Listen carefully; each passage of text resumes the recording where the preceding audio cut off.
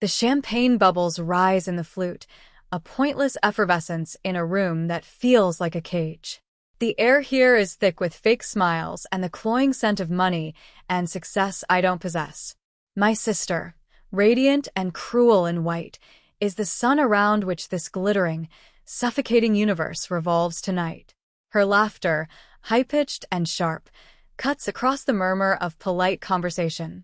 It finds me in my corner, where I've been attempting to blend into the wallpaper, a wallflower with wilting petals. Every clink of a glass feels like a tiny hammer blow against my skull.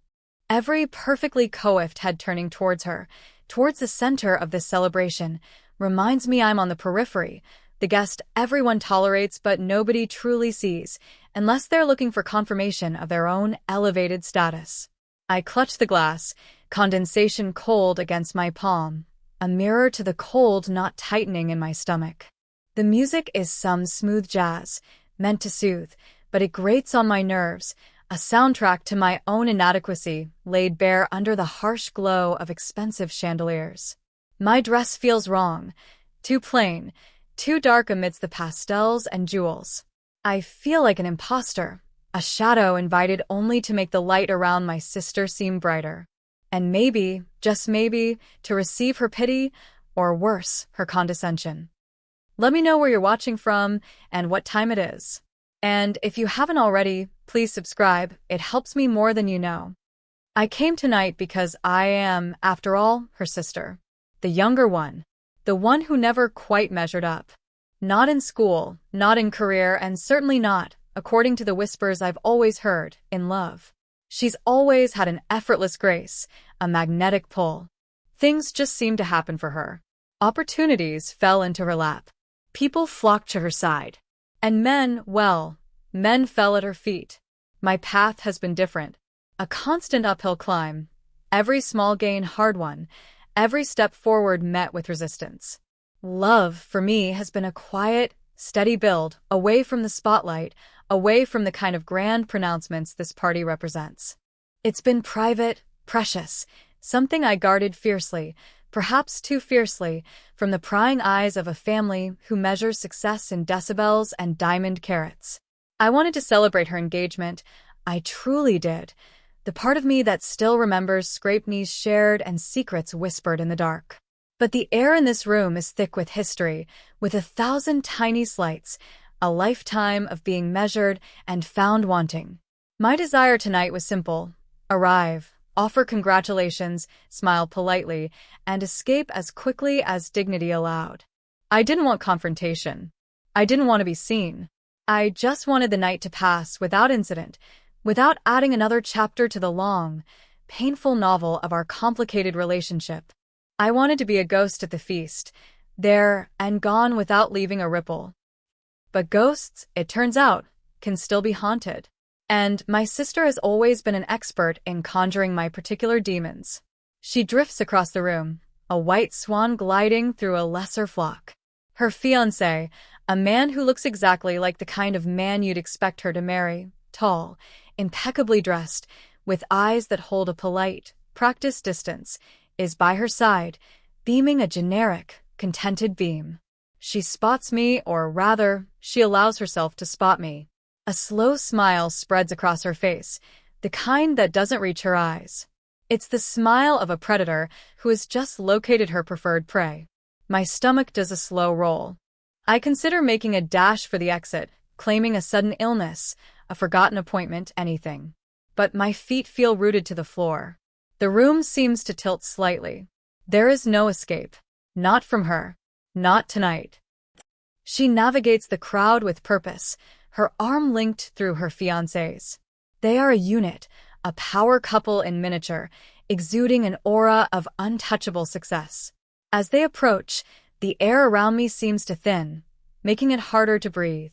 Her eyes lock onto mine, and the manufactured sweetness of her smile hardens just slightly at the edges. This is the moment. This is where the performance begins. "There you are," she says, her voice a little too loud, designed to carry. Hiding away as usual, she gestures to my corner, making it seem smaller, dingier than it is. Her fiancé offers a small, awkward nod in my direction. He seems like a perfectly nice man, caught in the orbit of a force he might not fully understand. Or maybe he does, and he simply accepts it as part of the package. It's hard to tell with him. His eyes are pleasant but reveal nothing. I manage a weak smile. Just enjoying the atmosphere. Congratulations, truly. You look beautiful. The words feel like ash in my mouth, but they are the expected pleasantries. The price of admission. She laughs.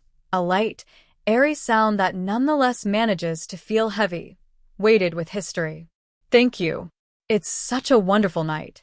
Everything I dreamed of. She pauses, looking me up and down, lingering on my plain dress, my lack of sparkling accessories.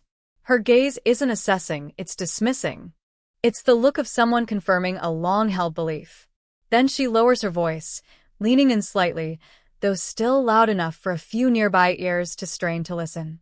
Her fiancé shifts uncomfortably beside her. He might be used to this, but maybe not in front of the less fortunate relatives. You know, she says, and the sympathy in her tone is a finely honed weapon, sharper than any knife. It really is all about luck, isn't it? Finding the right person, having everything just fall into place. She sighs, a sound of deep, contented fulfillment. Some people just get lucky. She pauses, letting the words hang in the air, vibrating with unspoken meaning. She doesn't need to finish the sentence. The implication is clear. I am not lucky. My life hasn't fallen into place, and finding the right person? A concept so foreign to my perpetual state of singleness, of quiet, unremarkable existence. Or so she believes. Then comes the line, delivered with a faux sweet smile that twists her features into something almost ugly. Maybe one day, she says, her voice dripping with pity, you'll be lucky like me. We can only hope, right? My breath catches in my throat. The clinking glasses, the smooth jazz, the murmur of voices, it all recedes into a dull roar. Her words hit me with the physical force of a blow. Maybe one day you'll be lucky like me. It wasn't just a throwaway comment. It was deliberate, designed to wound, to highlight the perceived disparity between her glittering success and my quiet, supposedly empty life. It wasn't just about love or marriage. It was about everything. Her career, trajectory, my stagnant one. Her effortless social grace, my awkwardness. Her overflowing abundance, my perceived lack. It was the summation of a lifetime of feeling less than, packaged neatly and delivered with a smile at the event celebrating her ultimate triumph. My fingers tighten around the champagne flute until I think it might shatter. The cold knot in my stomach solidifies into a hard, painful stone. Humiliation washes over me, hot and stinging. My face feels flushed. I want to lash out, to scream, to shatter this perfect, polished facade she presents to the world. But years of conditioning, years of biting my tongue and swallowing my pain, hold me frozen. I can feel my carefully constructed composure beginning to crack. My eyes sting, and I blink rapidly, trying to fight back the traitorous tears that threaten to spill and give her the ultimate satisfaction of seeing me break. She watches me, that same brittle smile still in place, her eyes dissecting my reaction. She's waiting for the flinch, the averted gaze, the mumbled agreement that yes, I am indeed the unlucky one, and she is the blessed recipient of all the world's good fortune. Her fiancé looks away, pretending to examine a nearby floral arrangement. He seems to sense the cruelty, even if he doesn't understand the long history behind it. This isn't new.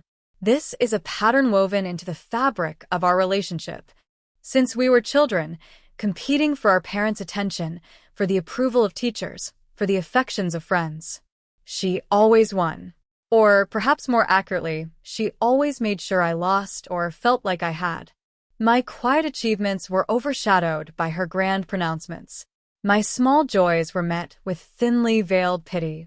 My heartbreaks were dismissed as minor inconveniences compared to her own dramatic tribulations. It was a slow, steady erosion of my self-worth, a constant reminder that I was the understudy in the play of our lives, forever standing in the wings while she commanded center stage.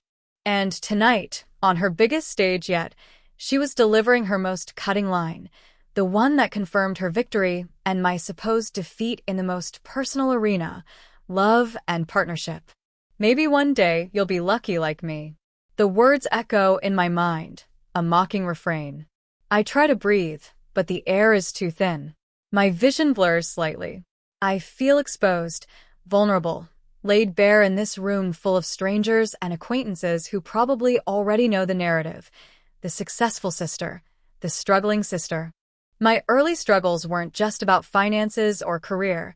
They were about resisting this narrative, about trying to build a sense of self independent of her shadow, about trying to find happiness and validation in the quiet corners of my own life, away from her relentless, public comparisons. I found love, yes, but it was a love that grew in the private garden of our shared moments, not on the manicured lawn of public display. And perhaps that was my mistake. Perhaps keeping it quiet allowed her to maintain her false narrative, to believe that I had nothing while she had everything. The pressure in my chest is immense. I want to sink into the floor, to disappear. Her eyes bore into mine, expectant. She's waiting for me to concede, to acknowledge her superior position, to bow my head in acceptance of my unlucky fate. This is the deepening crisis. Not just her words, but the feeling that she is right, that I am unlucky, that I will never escape this pattern, that she will always have the power to make me feel small and inadequate. All the quiet strength I've built over the years feels fragile now, crumbling under the weight of her gaze and her carefully chosen words. I am drowning in this room, in this moment, in the bitter confirmation of her long-held judgment. All seems lost. The victory is hers. And then something shifts. A tiny spark ignites in the deep, dark well of my humiliation. It's a flicker of defiance, a refusal to let her win. Not tonight. Not anymore. I look at her, at the smug satisfaction on her face, at the way she holds herself, radiating triumph. And I think of him, of his quiet strength, his unwavering belief in me, the life we've built together, stone by stone, away from the spotlight. The contrast between the performative spectacle of her happiness and the profound, quiet reality of mine hits me with the force of revelation. This isn't just another skirmish in our lifelong war. This is the battlefield. And she just gave me the opening. The midpoint shift. The realization that enduring her cruelty isn't enough. It's time to change the rules of the game. I won't just survive this interaction. I will redefine it. I will take the narrative she has so carefully constructed and shatter it into a million pieces. A strange calm begins to settle over me, a cold clarity that sharpens my senses. The noise of the party comes back into focus, but it sounds different now, less overwhelming, more like background noise to the scene I am about to create. I look past her, towards the entrance of the ballroom. I know he's coming. We planned this. Not the cruelty, never that, but the timing, the reveal. I feel a tightening in my gut, a mix of fear and exhilaration. This is it, the turning point. The decision is made. The determination is absolute.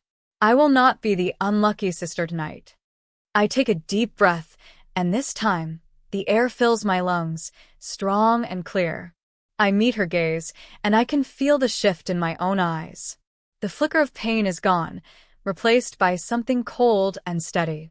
Her smile falters slightly, sensing the change, but she can't interpret it. She expects tears, not steel. Luck is funny, isn't it? I say, my voice steady, betraying none of the turmoil that had been raging inside me moments before. I even manage a small smile, one that doesn't reach my eyes either, but for a different reason. It's the smile of someone who holds a secret. She frowns, thrown off balance. What do you mean? I continue, my voice gaining confidence, the words forming themselves with surprising ease.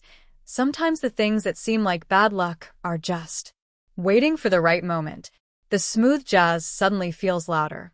The air crackles with anticipation, at least for me. I can see a few more heads turning our way, drawn by the subtle shift in the energy of our interaction. My sister's grip on her fiancé's arm tightens. She doesn't like losing control of the narrative. And sometimes, I add, my voice soft but caring. What looks like luck to one person is simply the quiet, steady result of building something real. Away from all this, I gesture vaguely around the opulent room, the glittering spectacle. Noise. Her eyes narrow. She understands, on some level, that I am pushing back, but she doesn't know how. She's searching my face for the familiar signs of defeat. She won't find them now. Well, she says, regaining some of her composure, forcing the brittle smile back onto her face. I suppose we all have our own definitions of success. And luck, she emphasizes the last word, trying to pull the conversation back to her original point, to reinforce the idea that her current situation is the epitome of both.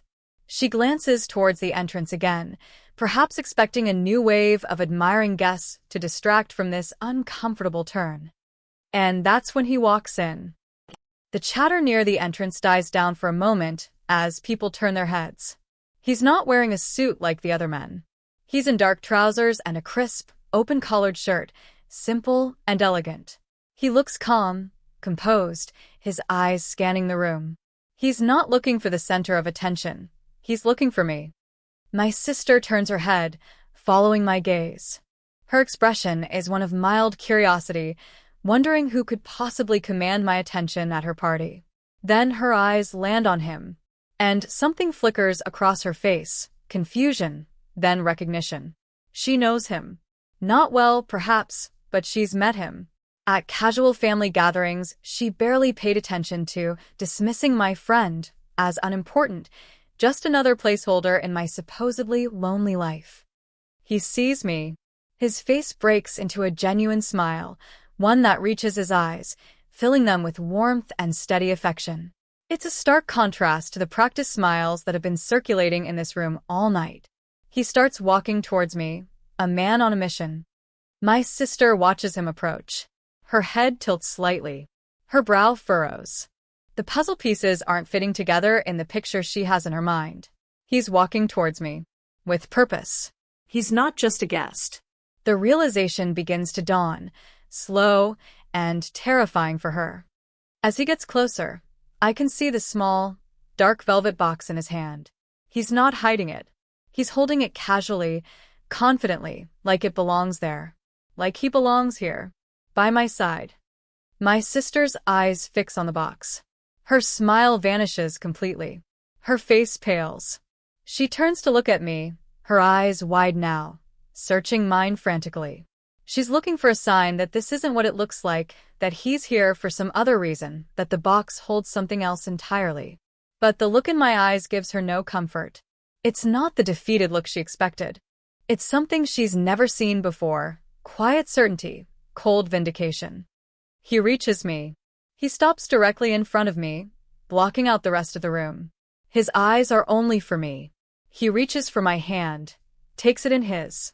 His touch is warm and solid, grounding me in the swirling chaos of the moment. "I'm sorry I'm late," he says, his voice low and gentle, meant only for my ears, a stark contrast to the performance my sister just gave. Traffic was worse than I thought. I squeeze his hand. "You're here now. That's all that matters." My sister makes a small, choked sound. She looks from his face to mine, back to his face. Her fiancé is looking at her, concern etched on his face. He still doesn't seem to fully grasp what is happening. But my sister does. The color is draining from her face rapidly. Her breath is coming in short, shallow gasps. My fiancé turns slightly, acknowledging my sister and her fiancé for the first time since he arrived. His smile is polite but firm. He holds up the small velvet box.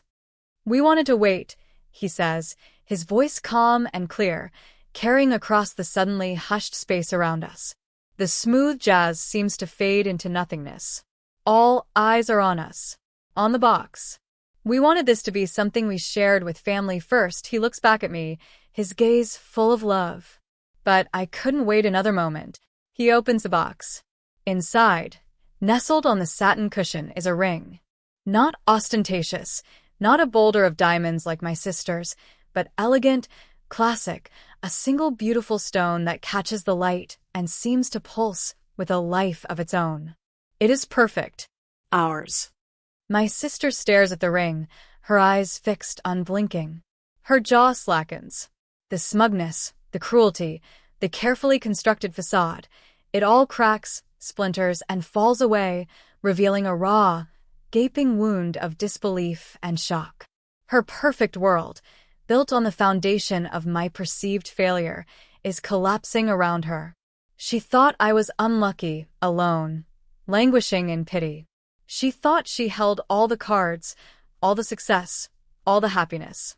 And in this single, unexpected moment, her entire narrative is destroyed. She thought she was mocking me, highlighting my lack of luck. She had no idea that my lack was a deliberate choice, a quiet accumulation of something real and precious, something kept hidden from her toxic gaze. She thought I was waiting for my luck to change, when I was simply waiting for the right moment to reveal that I had already found my fortune, and it was standing right beside me. The twist wasn't just that I was engaged. It was that I was engaged and I chose this moment, at her party, immediately after her most cutting jab, to reveal it. It was a checkmate she never saw coming. She takes a stumbling step back, away from me, away from him, away from the reality that is crashing down on her. Her face is ashen. Her eyes are wide with something that looks like fear. Her hands fly up, clutching at her chest. A strangled cry escapes her lips. Then, in what feels like slow motion, her eyes roll back in her head. Her knees buckle. She makes a soft, heavy sound as she collapses to the floor. The room erupts. Gasps, shouts, people rushing forward. Her fiancé is instantly kneeling beside her, shouting her name, his face a mask of panic. Guests swarm around her, creating a huddle of concern and confusion. The smooth jazz is forgotten. The clinking glasses are silent. All that remains is the sound of urgent voices and the thudding of my own heart in my ears. I stand there, rooted to the spot, my fiancé's hand still holding mine. The small velvet box, now closed, rests on the palm of his other hand. The ring is inside, a silent testament to the truth. I look down at my sister, a crumpled heap on the expensive carpet, surrounded by the very people whose admiration she craves, now witnessing her utter unraveling. There is no joy, no triumphant surge of victory, not in the way I might have imagined. Just a profound, aching emptiness, a strange, cold calm, and the realization that this was the cost. Years of enduring, years of pain, culminating in this single, devastating moment of truth. It feels necessary, yes, like lancing a festering wound, but it doesn't feel good. It feels tragic. For both of us. For the brokenness that brought us to this point. My fiancé puts the ring box away. He doesn't need to put the ring on my finger now.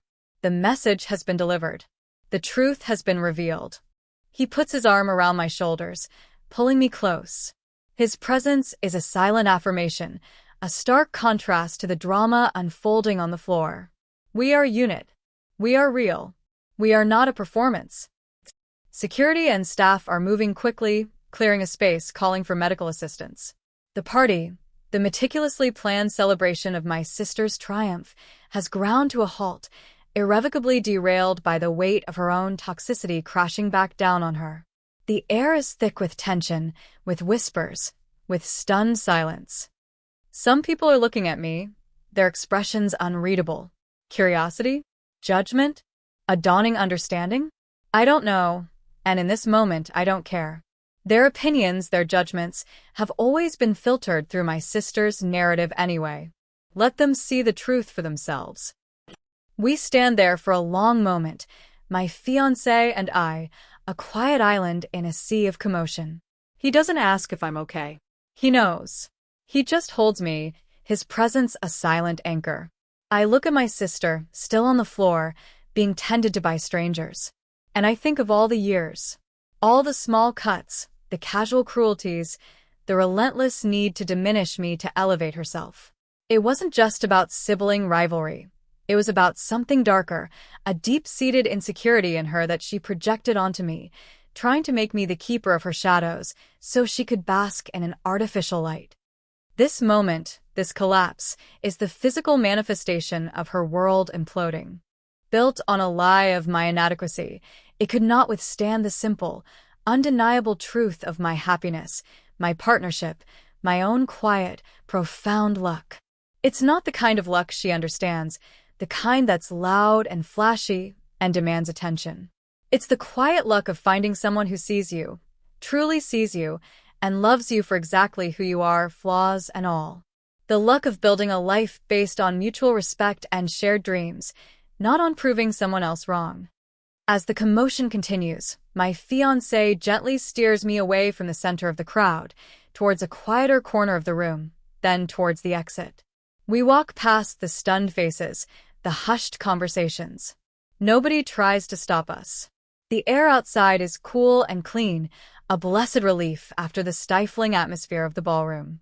We don't speak until we are outside, walking down the street, away from the glittering building, away from the wreckage of the party. He stops and turns to face me, taking both my hands in his. His eyes are full of concern, but also a quiet pride. "Are you all right?" he asks softly. I nod, though the answer feels complicated. I think so. It was a lot, he finishes for me. More than I expected, I admit. The collapse. I didn't expect that. Not really. A stunned silence, maybe. Anger. But not that. He holds my hands, his thumb stroking my skin. "You handled it with incredible grace. And strength." Strength. It feels strange to hear that word applied to me in this context. For so long, I've felt weak, vulnerable to her attacks. But standing there, holding his hand, watching her world crumble, it required a different kind of strength. The strength to stand in my truth, even when it caused such destruction. The strength to finally refuse to be diminished. We walk in silence for a while. The city sounds a gentle balm after the intensity of the party. I think about my sister, lying on the floor, surrounded by the very people she wanted to impress. I wonder if she's okay, truly okay. A part of me, a deep, bruised part, still cares. Still wishes things were different between us. But another part, the part that has been forged in the fire of her cruelty, is cold and unyielding. This had to happen. This had to be the moment she realized her power over me was an illusion, built on her own insecurity and my past unwillingness to fight back. The victory feels hollow, bittersweet. I didn't crave her public humiliation. I craved her recognition, her acceptance, her love. But those were things she was never willing to give freely. She only understood power dynamics, control, and the satisfaction of putting someone else down to feel taller. And tonight, that dynamic was irrevocably broken. The silence between us isn't awkward. It's comfortable, full of shared understanding and the quiet knowledge of what we mean to each other. This is the real luck, the real success. Not the glittering spectacle, but the steady, unwavering presence of love and partnership. We didn't need a grand party to validate our relationship. But perhaps, paradoxically, her party was the only stage grand enough to finally declare it, not just to the world, but to her, in a way she could no longer ignore or dismiss. The pain of the past still lingers, a shadow in the corners of my mind. But for the first time in a long time, it feels like I can step out of that shadow into the quiet, steady light of my own life, with him by my side. The air is cool, the night is quiet, and the future, for the first time, feels entirely my own. If this story hit close to home, I'd love to hear your version. Drop a comment with where you're listening from and what time it is. And please, if you haven't already, subscribing helps bring more of these stories to life. Thank you for being here.